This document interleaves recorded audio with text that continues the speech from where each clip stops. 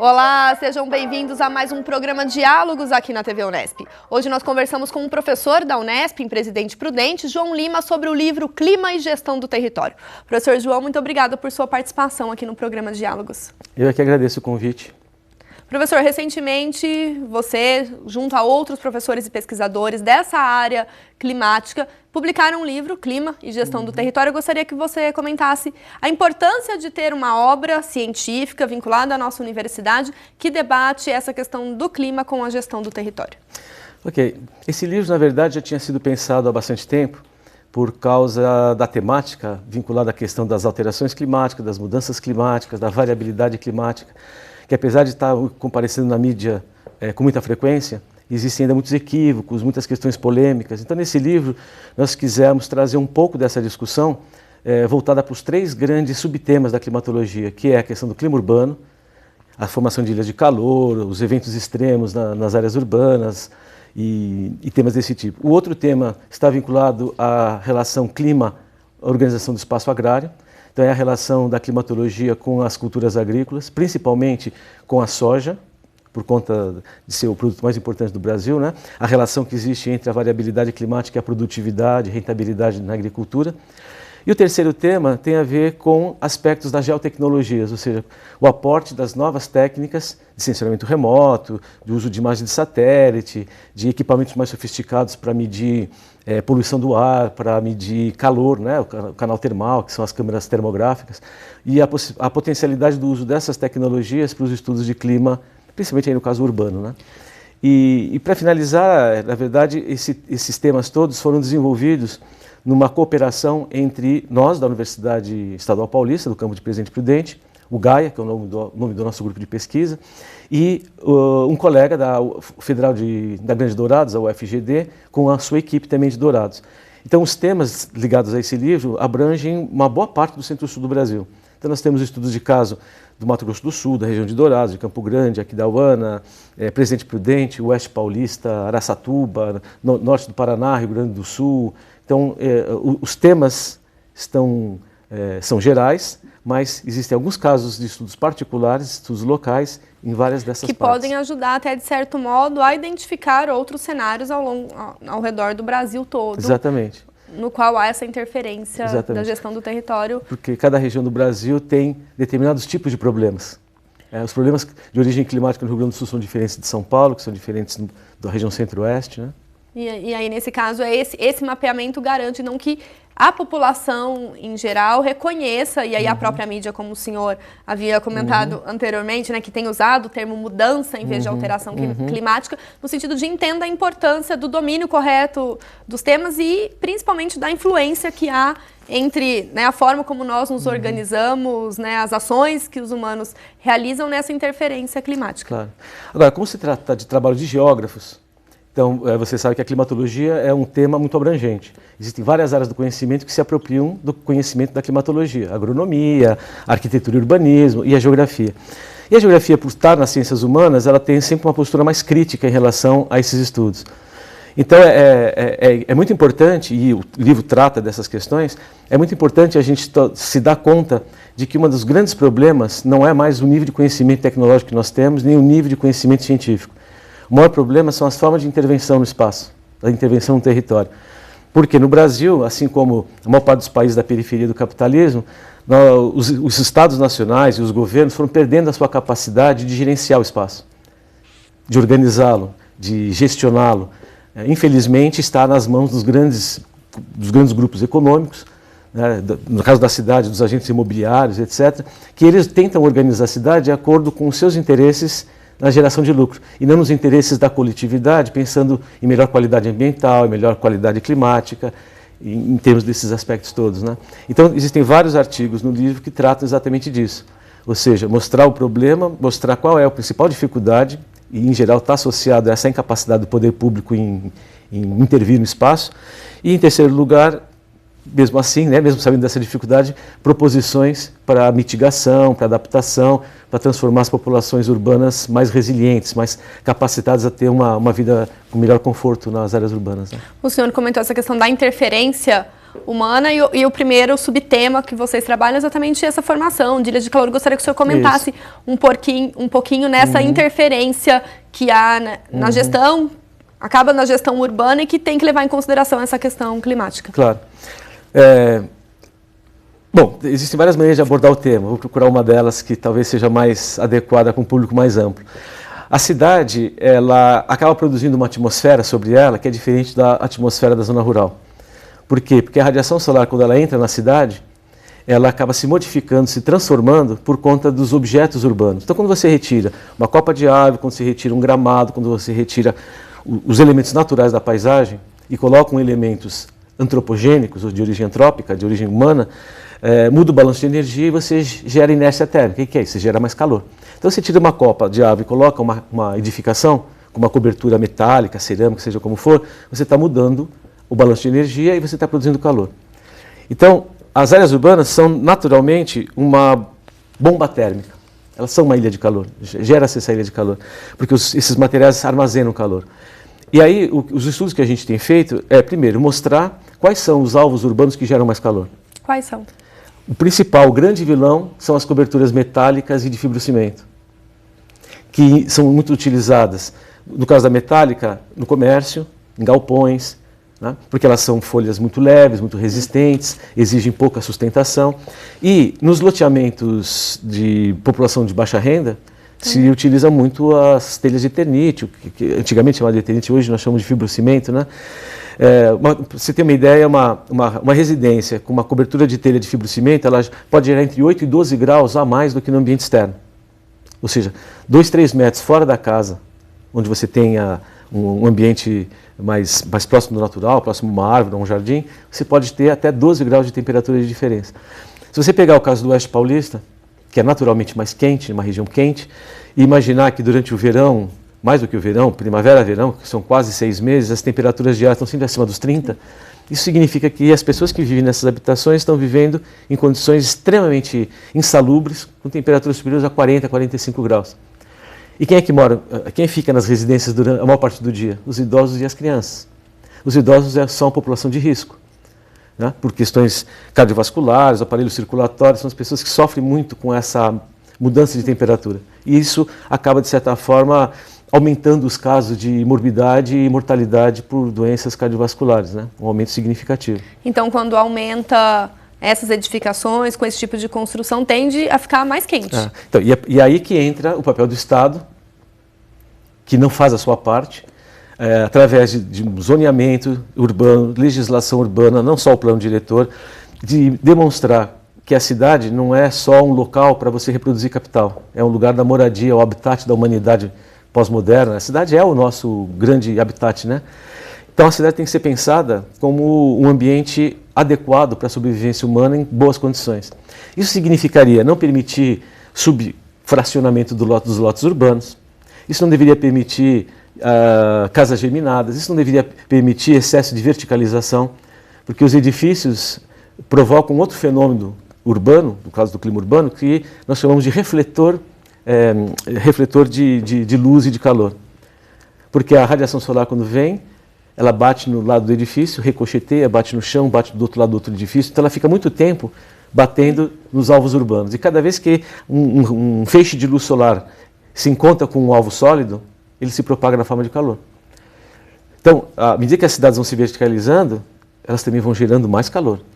O asfalto, o picho, o concreto, o cimento gera mais calor. A falta de áreas públicas, de áreas verdes, a precária arborização urbana, todos esses elementos vão transformando a cidade num local inadequado, com temperaturas cada vez mais altas e que vai rebater sempre na saúde coletiva, né? E essa interferência também há no meio rural, não só urbano, mas sobre isso a gente comenta daqui a pouco. Então tá bem.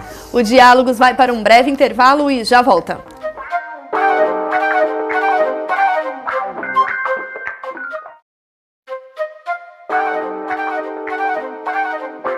O Diálogos está de volta e aqui no estúdio nós conversamos sobre a relação do território com o clima. Nosso convidado é o professor da Unesp em Presidente Prudente, João Lima. E para falar um pouco mais sobre essa obra Clima e Gestão do Território, nós conversamos com uma das organizadoras do livro, a também professora da Unesp em Presidente Prudente, Margarete Amorim. Vamos ouvi-la.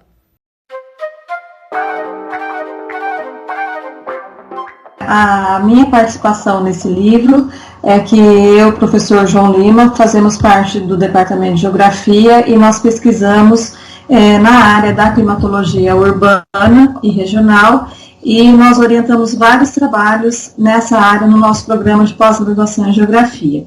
Então, esse livro, na verdade, ele é resultado dos trabalhos que nós temos desenvolvidos junto ao nosso grupo de pesquisa, que é o GAIA, e também contamos com a participação do professor Charley Aparecido da Silva, que é da Universidade da Grande Dourados.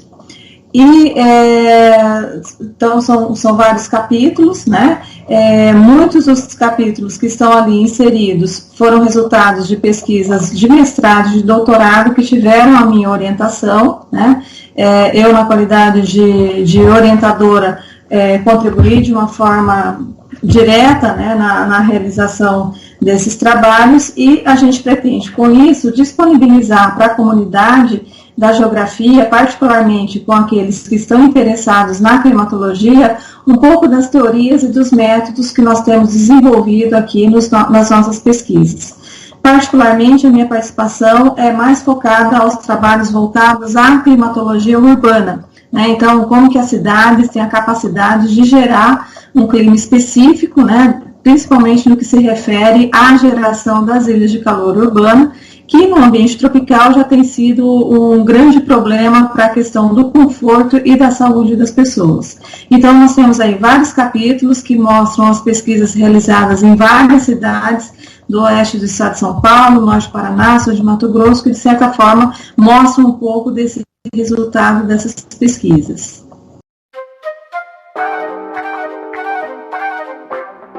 Professor, no primeiro bloco, a professora Margarete também aponta essa relação da gestão urbana com o clima, mas o senhor havia apontado que um dos subtemas é pensar o meio rural. Eu gostaria que você comentasse um pouco sobre a importância dessa relação. Claro. Bom, a relação do clima com o meio rural é tão importante quanto a relação com as áreas urbanas. Mas a questão maior que nós tratamos no livro, exatamente para não concorrer com os estudos da agronomia e para dar a contribuição da geografia, vai no sentido de considerar o clima como um recurso natural e econômico para a produção dos produtos agrícolas.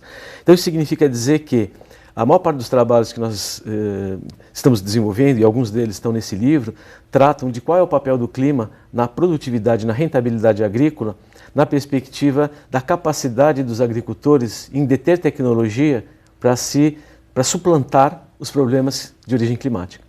Em outras palavras, você pode ter, numa mesma zona econômica de uma parte do território, uma grande propriedade rural, com grande capacidade tecnológica, com capacidade cooperativa, com conhecimento da genômica e a possibilidade de comprar sementes selecionadas, cultivares adaptadas, e do lado você tem um pequeno agricultor, uma propriedade familiar de pequeno porte, onde ele não tem nenhuma dessas capacidades. E aí, qual é o papel do clima? O papel do clima, nesse caso, serve para nos mostrar como é que o pequeno proprietário está à mercê dessas variações. Se chover como deve chover, ele tem uma boa safra, se não chover, ele não tem uma boa safra.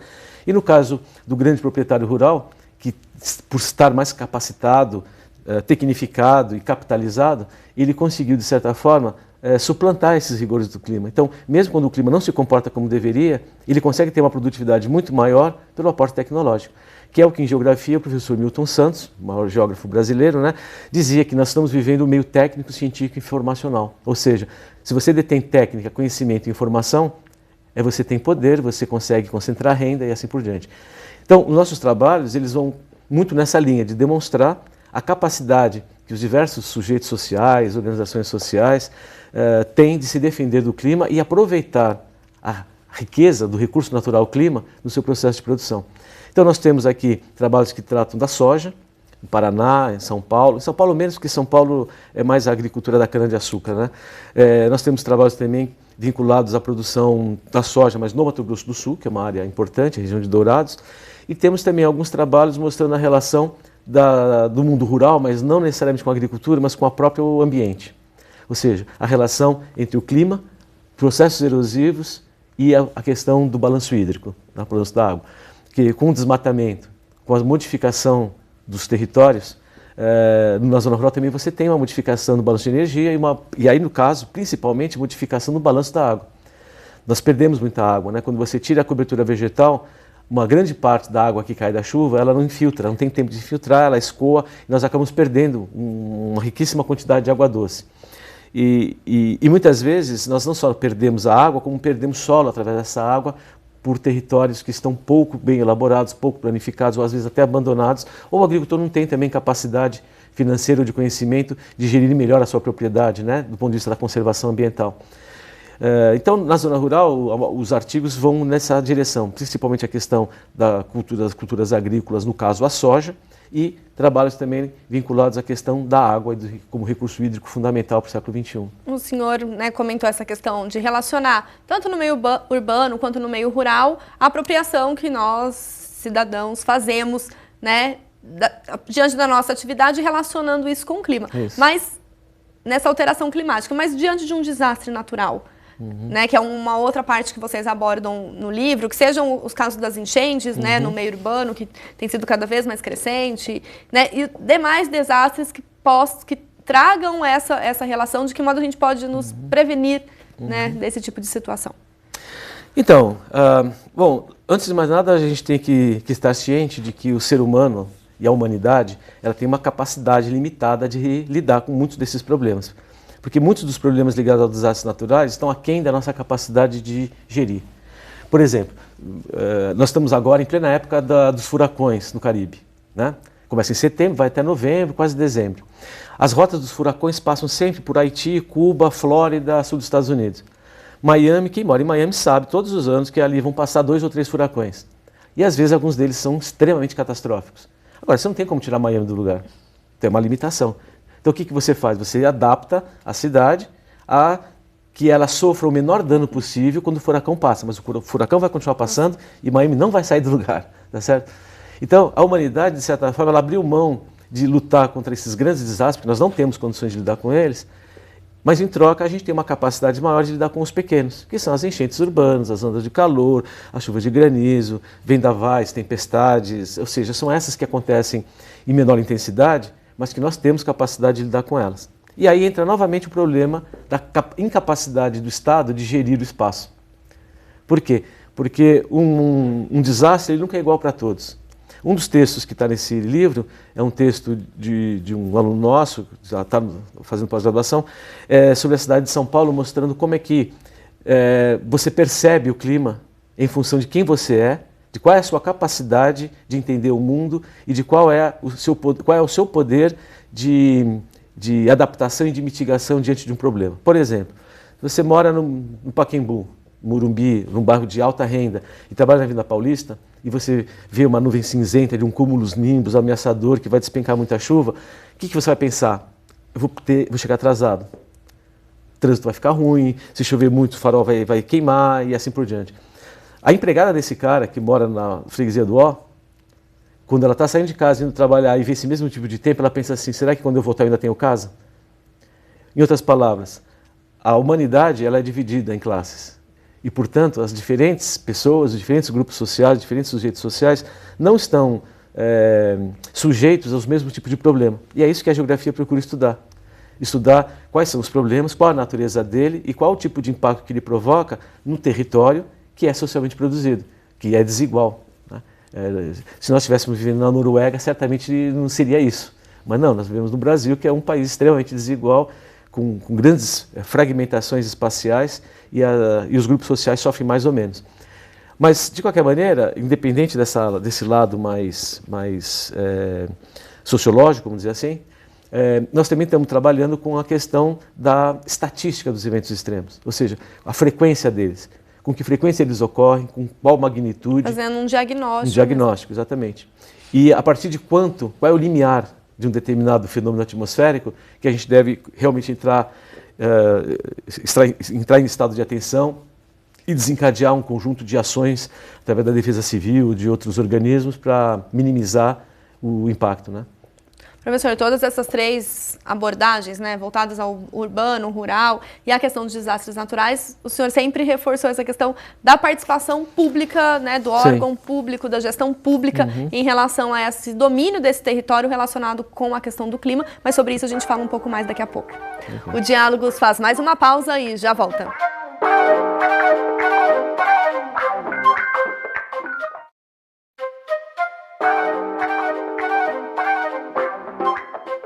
O Diálogos está de volta e hoje aqui no estúdio nós recebemos o professor da Unesp, em Presidente Prudente, João Lima.